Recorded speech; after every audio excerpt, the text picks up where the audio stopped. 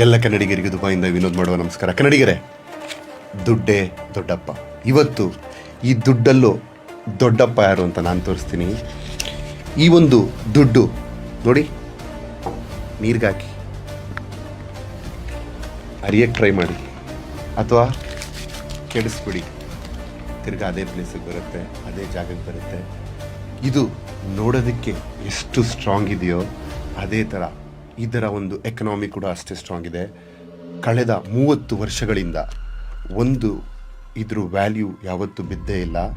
ಒಂದೇ ಒಂದು ಕರೆನ್ಸಿ ನೀವು ನೋಡ್ಬೋದು, US ಕರೆನ್ಸಿಗೆ ನಮ್ಮ ಇಂಡಿಯಾ ದುಡ್ಡು ಯಾವತ್ತೂ ಜಾಸ್ತಿ ಆಗ್ತಾನೇ ಇದೆ. 60 ಆಯಿತು, 70 ಆಯಿತು, 80 ಆಯಿತು.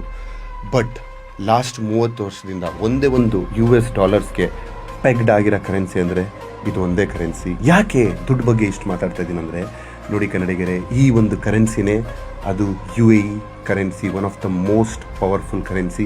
ಸೊ ಈ ಕರೆನ್ಸಿ ಇಷ್ಟು ಪವರ್ಫುಲ್ ಆಗಿದ್ದಾಗ ಇಲ್ಲಿ ಪ್ರಾಪರ್ಟಿ, ಇಲ್ಲಿ ಒಂದು ಎಕನಾಮಿ ಕೂಡ ಅಷ್ಟೇ ಸ್ಟ್ರಾಂಗ್ ಇದೆ ಅಂತ ಹೇಳಕ್ಕೆ ಬರ್ತಾ ಇದ್ದೀನಿ ನಾನು.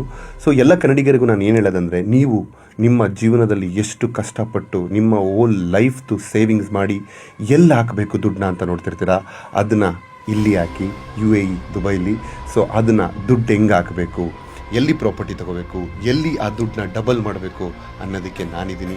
ಸೊ ಹೋಗಿ ನನ್ನ ಪೇಜ್ನ ಫಾಲೋ ಮಾಡಿ, ಗೋಲ್ಡನ್ ಟಿಪ್ ರಿಯಲ್ ಎಸ್ಟೇಟ್ನು ಕೂಡ ಫಾಲೋ ಮಾಡಿ. ಇದೇ ಥರ ದುಬೈನ ಲೈಫ್ ಹಿಸ್ಟ್ರಿ ಸ್ಟೋರಿ ಬಗ್ಗೆ ನನ್ನ ಫಾಲೋ ಮಾಡಿ. ಜೈ ಹಿಂದ್, ಜೈ ಕರ್ನಾಟಕ. ಮತ್ತೆ